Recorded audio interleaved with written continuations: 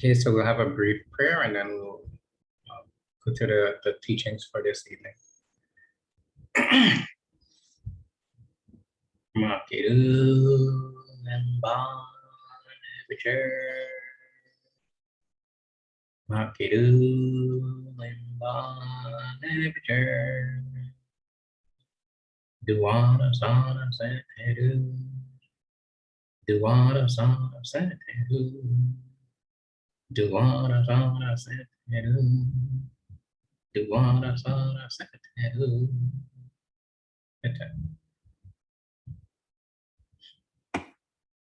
Okay, Uja. So let's go to the screen share.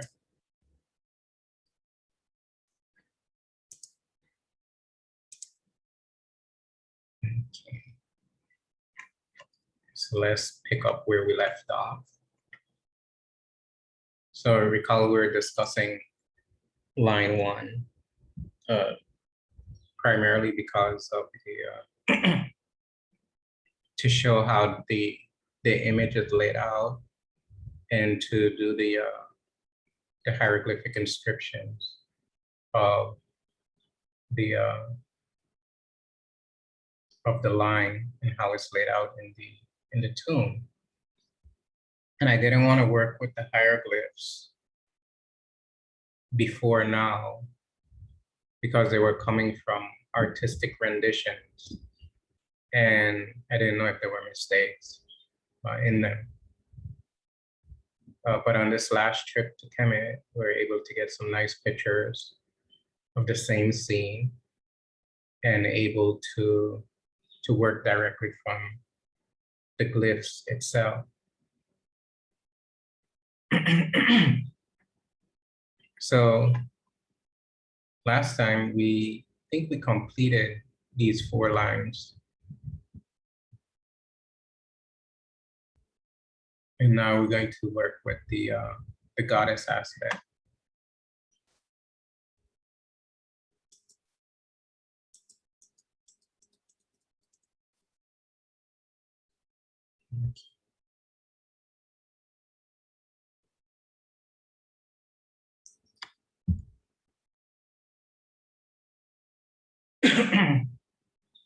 So in the goddess aspect, you have the firstly how it's set up in the tomb is you have an opening. Now on the inside of the opening, you have Ma'at on this side. But on the facing wall to the opening, you have Lord Kepri on one side, on the left-hand side. Excuse me. And you have Raharakti on the right-hand side. Excuse me. And on the opposite side of this wall, there is a depiction of Amun and Asar. And the opposite side of this wall, there's a depiction of Ptah. And so if you're working with the metaphysics of the tomb, you can see how the walls are actually relating to each other. And then on the right-hand side, you have Raharakti. And behind Raharakti is Heru. So the last time we were here, we did the lines of Raharakti. And now today we're going to do the lines of Heru. I'm going to make it larger so we can point out some features when we get into the text. So we know that this is Heru by her name, her signature, which is the symbol of Het. The box with the smaller box on the inside is called Het.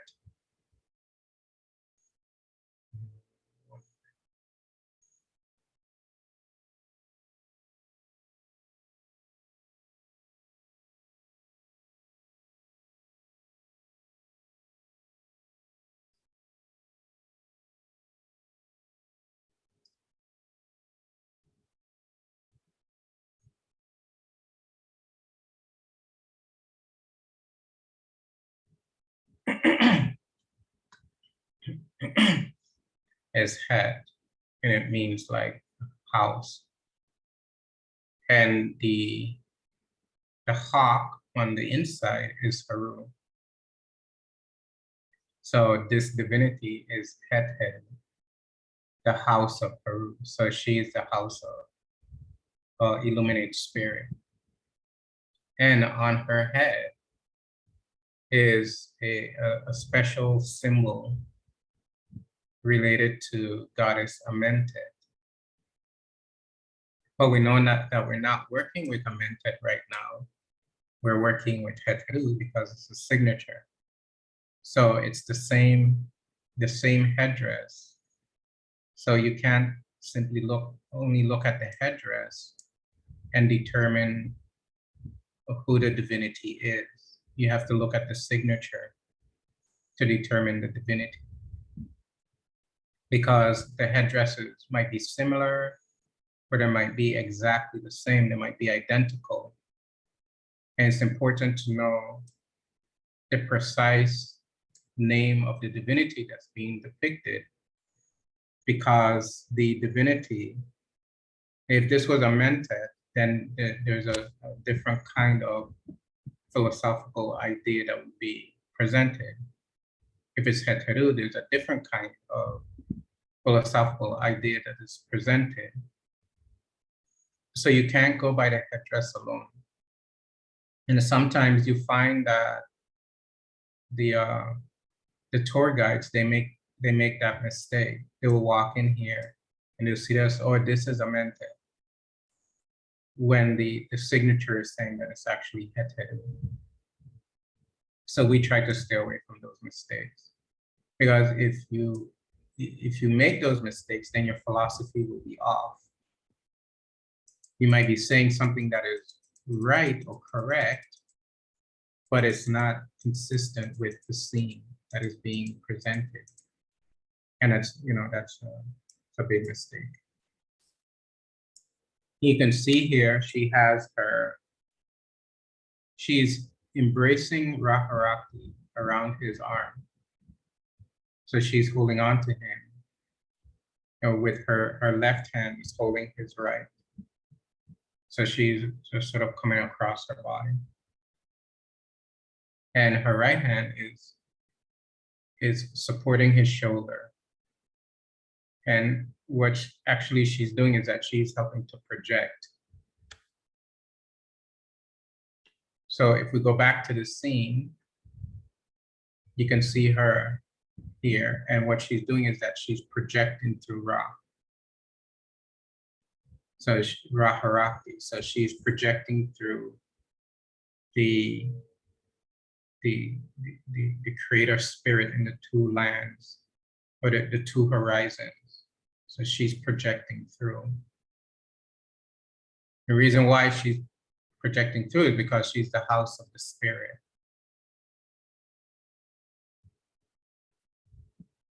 And that is coming from her name, Het Heru. So Het Heru, so you have the name Heru in her name.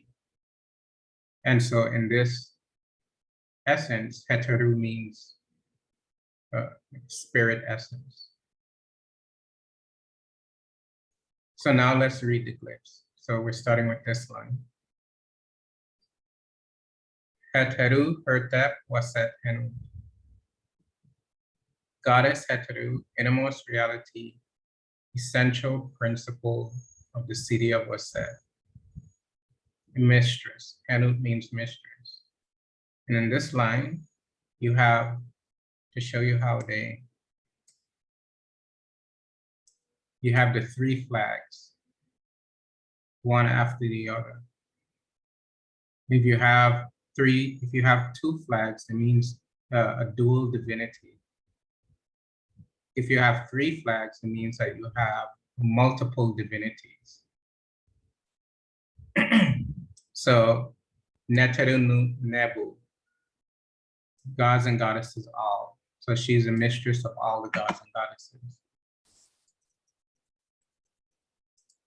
while projecting through Raharaki.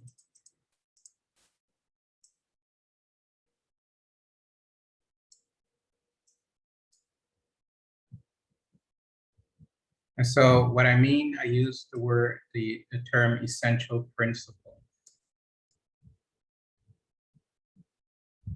And by essential principle, pretty much means spirit being or spirit essence. But I use the term essential principle to relate that she is the primary principle. She is the focal point of the city of Waset. The city of Waset is now known as Luxor. To the Greeks, it was known as Thebes. And so this, and where you find that is you find, if you go to the Valley of the Kings, you're in Luxor. If you go to the Temple of Karnak, you're in Luxor. Waset. If you go to the Temple of Medinet Habu, if you go to the Temple of Kamutef, which is the Luxor Temple, you're in Waset. It's an olden city of Waset. And how Waset is created in the glyph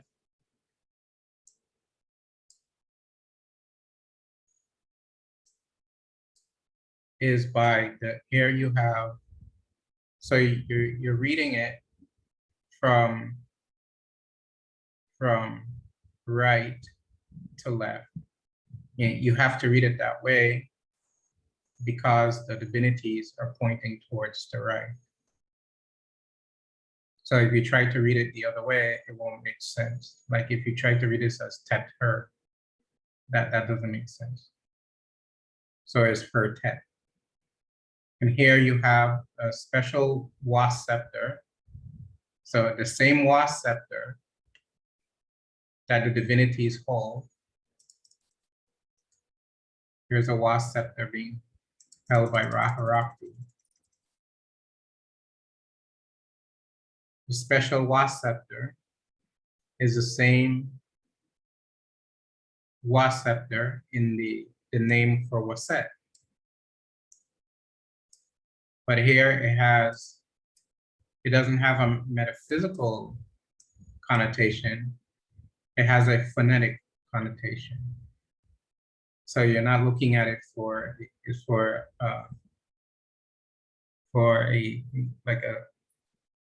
a mystic examination of the symbol.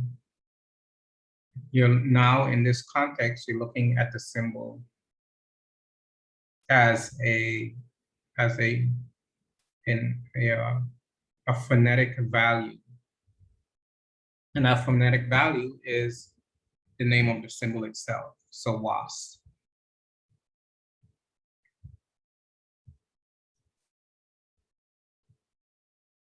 And then you get the Et sound from the T symbol here. So Waset. And the symbol under it that looks like train tracks, that means like a district. And the symbol under that, the circle with like the X in the center, that means city.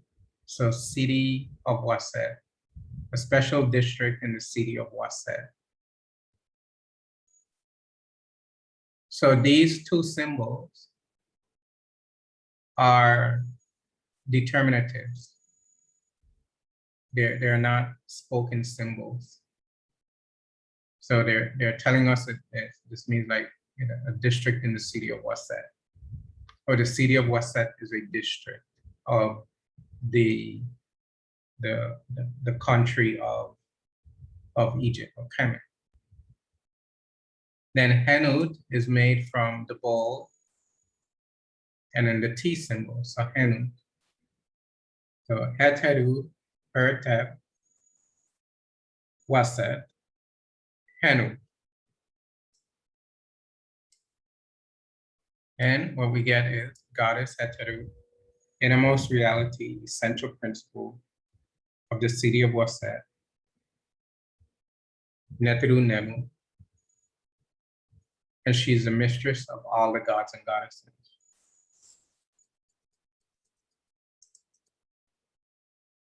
Now, if we go back, keeping the inscription in mind that was said about her,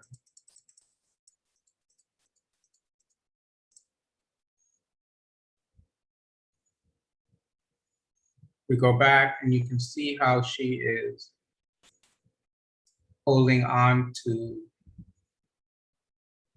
Raharakti. As we said, she's holding on to his arm, and she's, like infusing or projecting. And his color is red, and her color is yellowish gold. So we're dealing with divinities. So these color schemes, these color schemes are not related to how people actually look. These are divinities.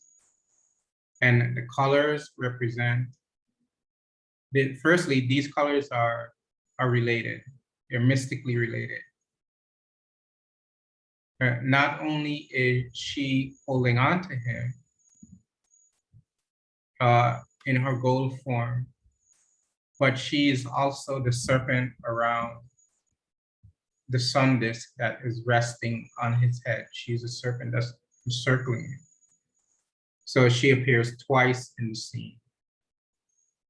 Once as a female divinity who is in support of, and once as the serpent power, energy, force that is projecting out of the creator spirit, the dynamic principle of creator spirit.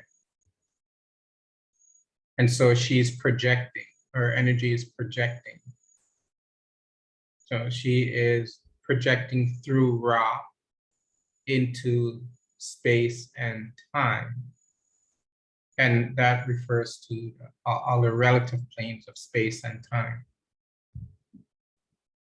And she is called Heteru, so she is the house of spirit.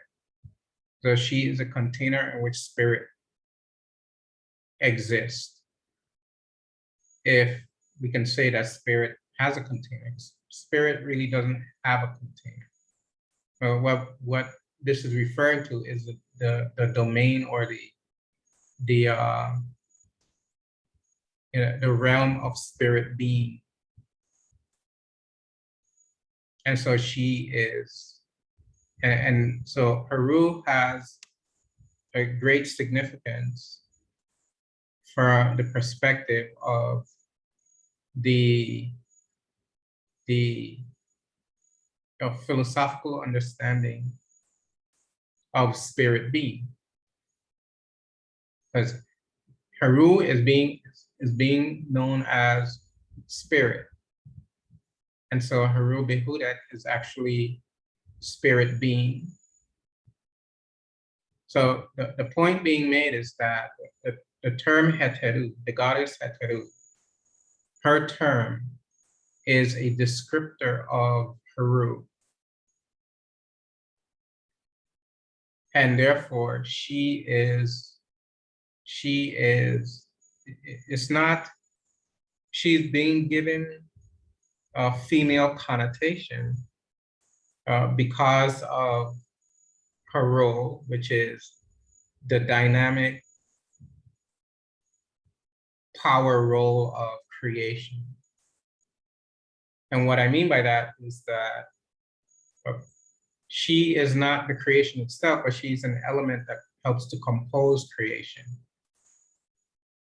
And there are three elements that help to compose creation that are not the creation itself.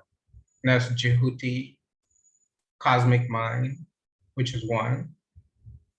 Ma'at, which is cosmic order, harmony, which is truth, which is the second. And Heteru, which is the dynamism of life force, which is the third aspect that helps to compose creation. And thus, Raharakti is the dual the dual spirit being coming through the realm of time and space. And she is projecting into time. If she projects into time, what happens is that her projection into time causes a denaturing of the negative afflictive emotions, thoughts, and feelings of the human heart. That's one of her capacities.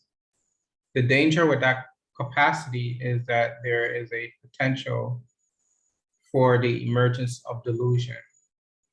So she can easily become deluded by her interaction with time.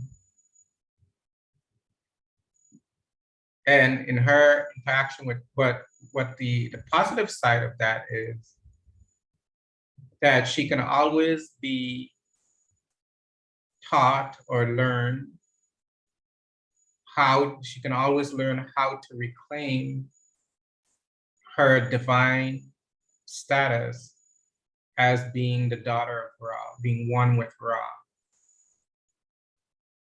And so what she needs is, she needs wisdom, she needs parables, she needs philosophy. And actually, she is an aspect of your personality. So here's another aspect of Heru that's operating within you.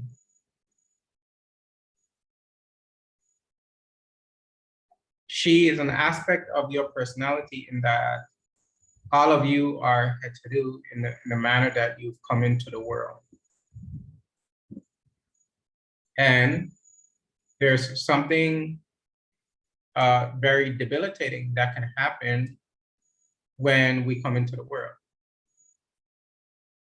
And what happens is that we start the process of it becoming it's a degraded movement, actually. So we start drinking blood, and blood means you're trapped or you're deluded by passion, and that's how most human beings are. They're trapped, they're caught by passion. And passion can emerge in many different ways and cause many disturbances in a human being's life. And so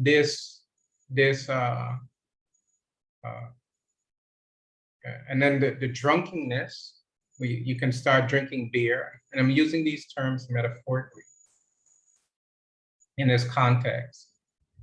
So the drinking of blood means that you're caught by passion. And then the drinking of beer means that you're caught by delusion. And what you need is, you need a concoction to come in to purify the blood and the beer. And what that is what is referred to as sedger, is spiritual nourishment that allows you to develop a clarity of mind, a mind that is more lucid. And that lucidity allows you to discover, or to at least recognize yourself as one with divine providence, one with divine being. And what that does, it allows you to therefore reclaim your own divinity, all of your divinities. That's the fact of your life, actually. And you know that there are some people that they don't want to face facts, right? You can tell them whatever, some fact. They don't want to hear it. They can't face facts, whatever the fact is. And most human beings don't want to face the fact that they are divine being, divinity. Why? Because of passion and delusion. They're drinking blood and they're drinking beer. And by drinking is a metaphor for becoming involved with, becoming immersed in, becoming immersed in passion, becoming immersed in delusion. And therefore you can't see the truth of being, which is yourself. So you can't really see yourself. You're actually seeing a fictitious projection of your mind, which the human person is referring to as themselves. But that's a mental projection in time of a psychological idea that is being produced by the mind. You are actually spirit being. You are actually the daughter of Ra, meaning you have been born from spirit. And what happens is that sometimes I hear people say,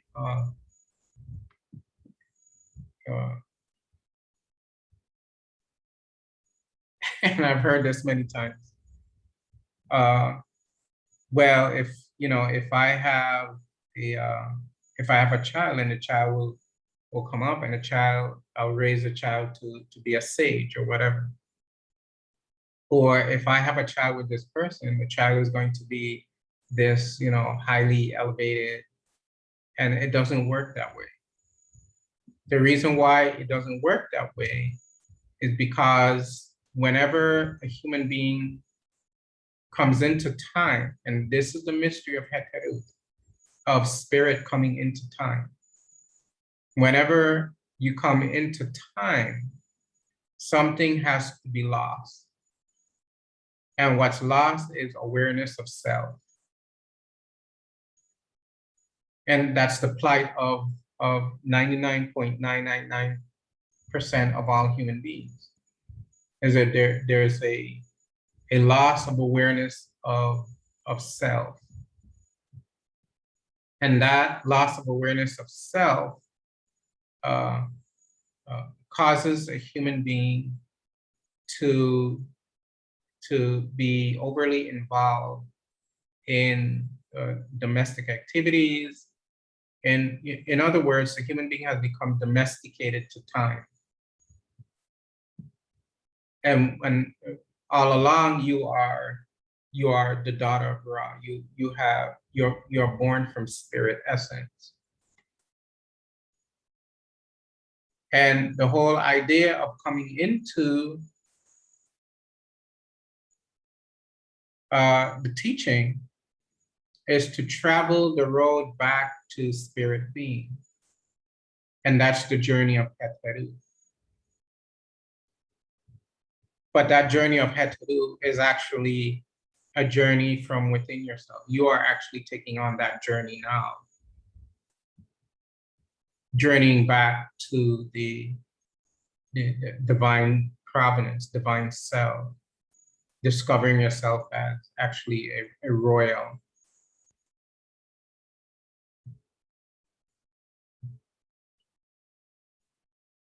So here she's supporting and projecting, and she's a life force power of creative spirit. So she's the energy of spirit.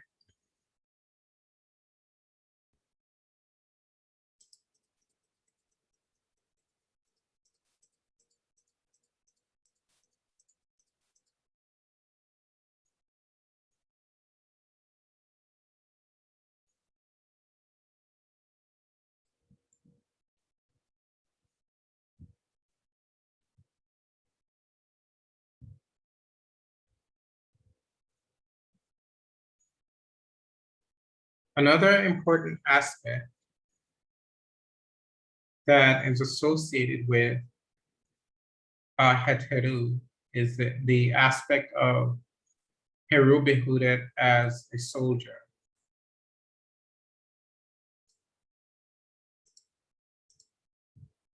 You can see him here with the crown on his head, the red and white crown, the hawk face, and he is holding a bow with one arrow, and over here he has his arrows.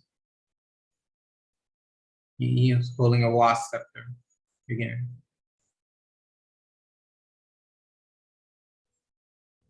And recall we spoke a lot about the warrior aspect in martial, marshaling the forces.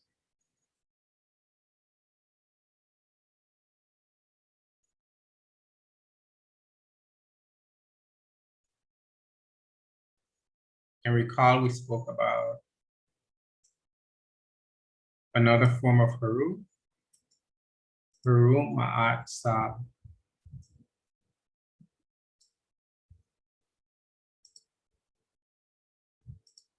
And Sab is the dignified.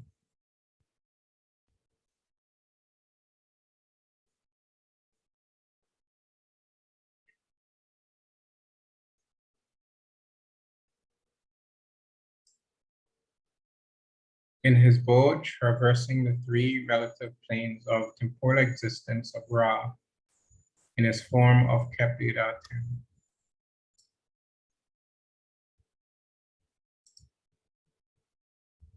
So this has some significance. And the reason this is related is because Ra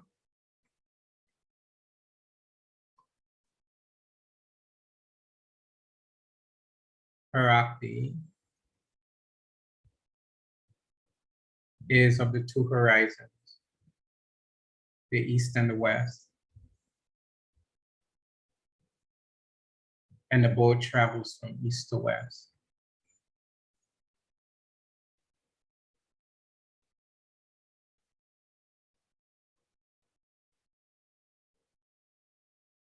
So M Uaat Shemsu Herd Men Depet Efer Heru Ma'at Sab Kestet and Zepet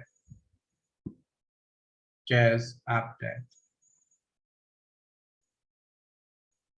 So we'll just go to the philosophical narrative. His followers are established in the sacred bark of Peru, in his district of Ma'at.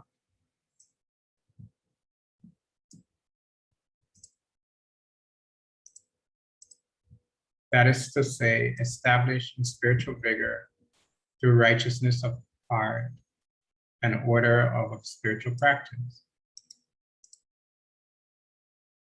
So this is going back to what we were talking about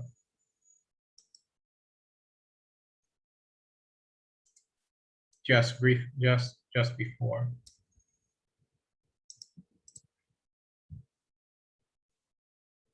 So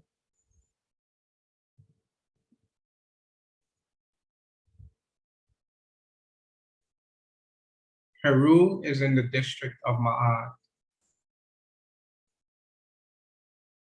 And what that means is that Heru is established in truth.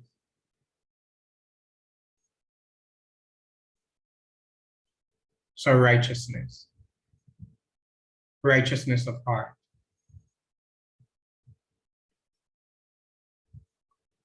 And with an establishment in truth,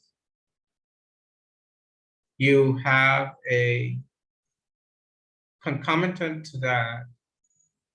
You see, if you are established in truth, you'll be established in spiritual vigor.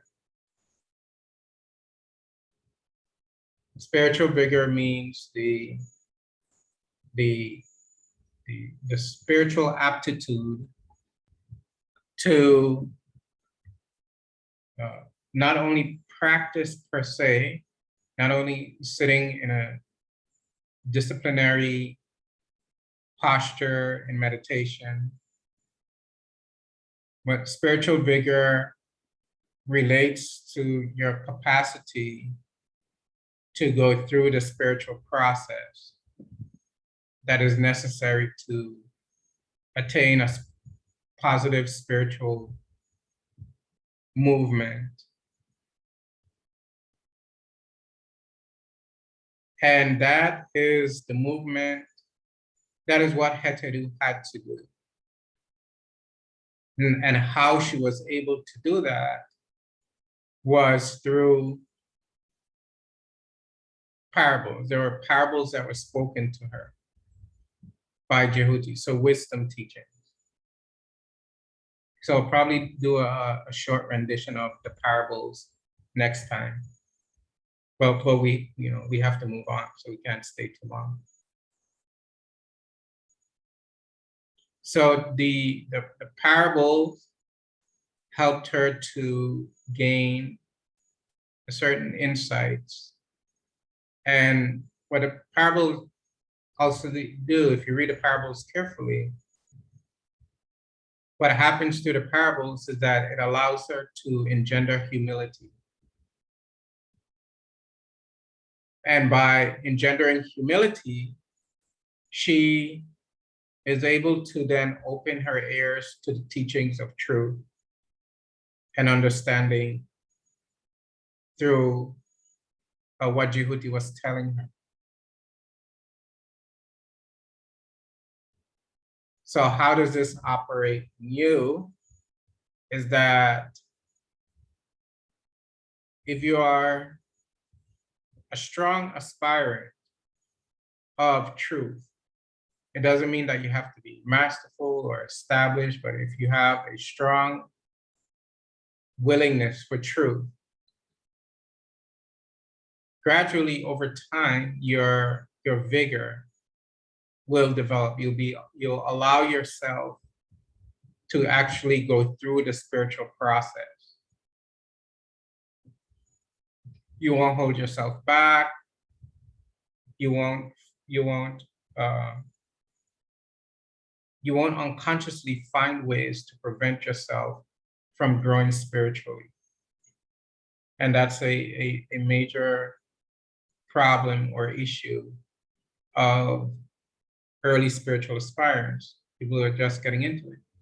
Saying it like that, but it happens to people who have been trying to practice for years and years and years. And how those years and years and years go by is by unconsciously preventing oneself from growing spiritually. Because the heart is not situated in truth, what will happen is that you'll find a way not to grow. You'll find a way.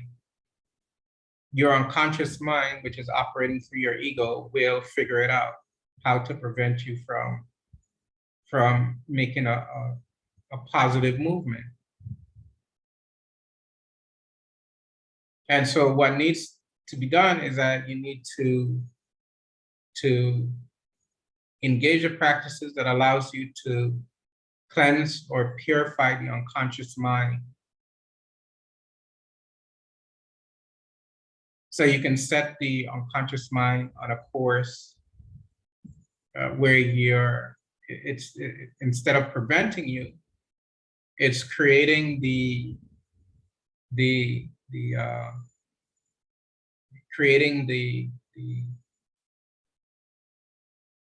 opportunities and creating the conditions upon which you can grow spiritually.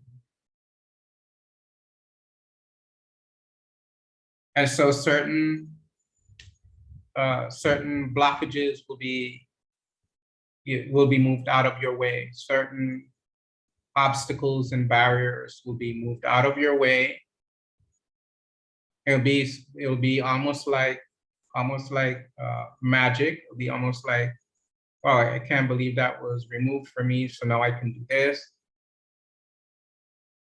Your positive RU will create the condition, will create the process, will help you to create the process, to generate the process. And that's what I mean by spiritual vigor. It's not coming from your ego, something that you are trying to do, because if you try to practice through your ego, you're going to stumble. But to practice sufficiently, you need a strong ego. You don't need an ego that says things like, I don't know if I can do this, I don't know if I can do that, I don't know if I can meditate. I will never be able to meditate for 3 hours. That's not for me. That's a weak ego. You need a strong ego that says, I will be able to meditate for 3 hours. I just have to keep practicing and I'll build up to it and I'll get there. It's a strong ego that's compelling you in a positive way. So it's kind of a paradox. You need a strong ego to grow spiritually. But when you grow spiritually, you purify the ego. You make the ego less aggressive. And the whole idea, the basis of this positive spiritual movement is being rooted in Ma'at, living in the district in Ma'at. And that means living by her truth in your heart.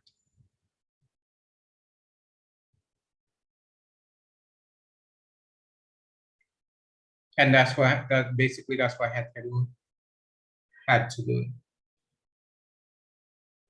She's the goddess of love and merriment and joy and happiness.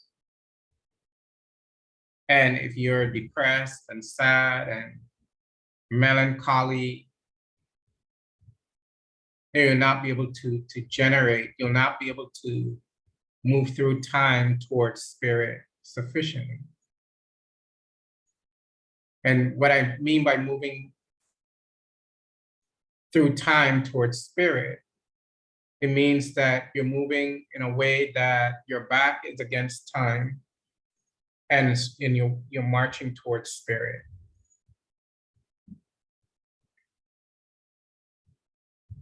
Because you're realizing that time is really a psychological idea. Time is a mental idea. Time does not exist.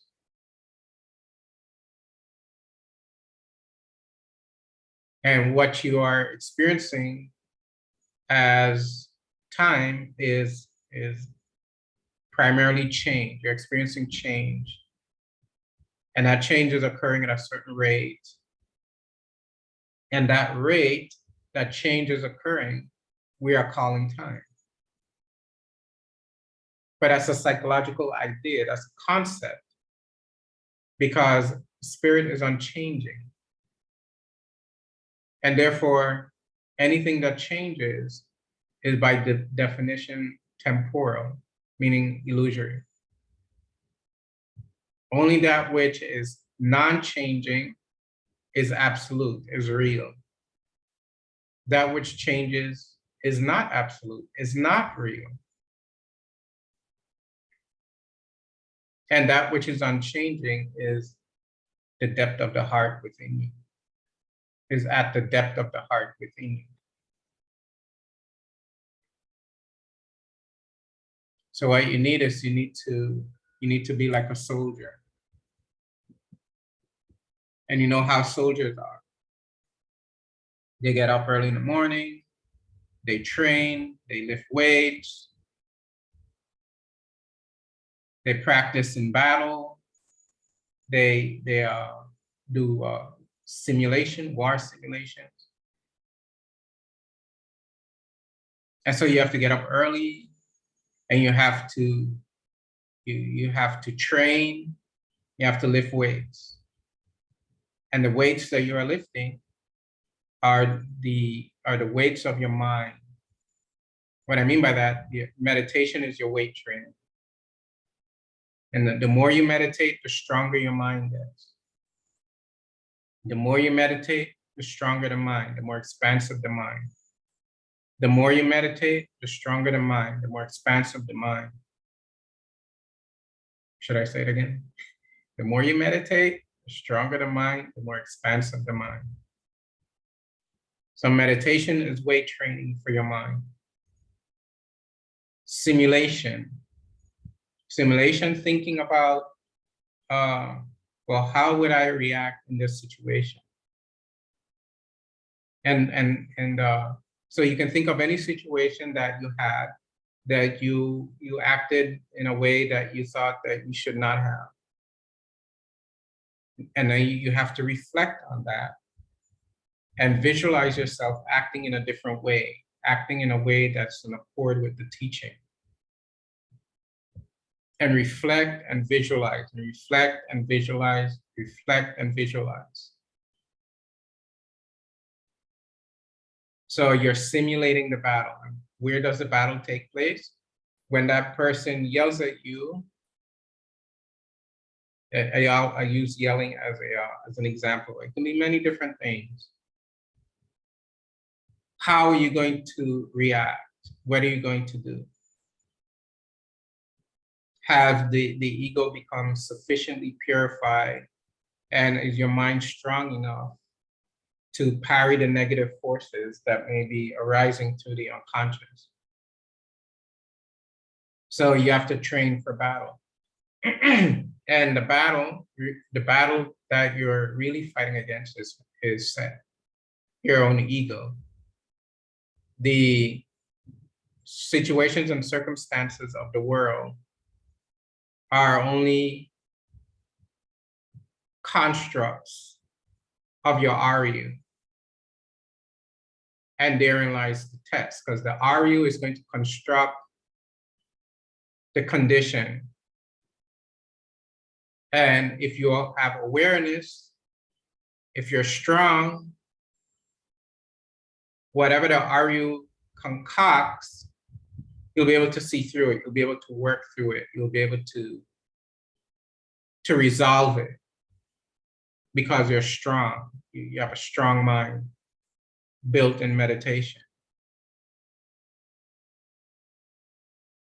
And if a particular issue takes time to resolve, like a week or 2 weeks, whatever the issue is, you will have sustaining power of patience and calm throughout the process of resolving the issue. So you won't be getting anxious, upset, angry. You'll be calm, cool, relaxed, and waiting for things to resolve through your own effort that you're putting into resolving the issue. So your battles might be a long battle. Resolving that issue with that person, that issue that doesn't go away. And so you have to be, and some issues you cannot resolve.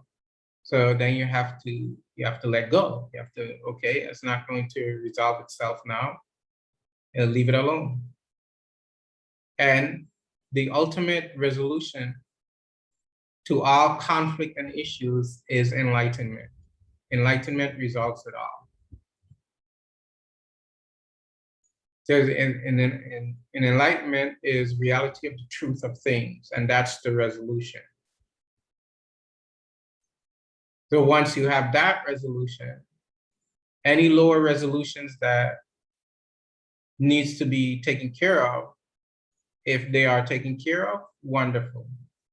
If they can't be resolved, you're not bothered by it because you're strong, a mind that is strong and keen and penetrative.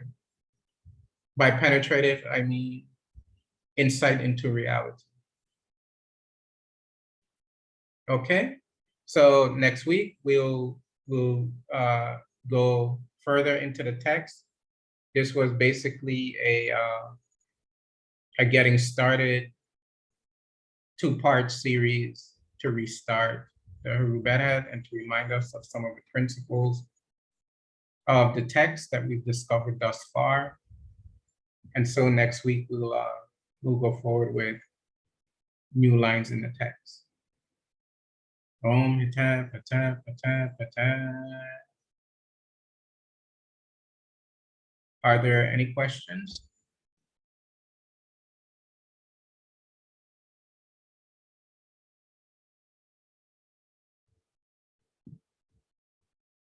And this class doesn't ask lots of questions because it's Monday night.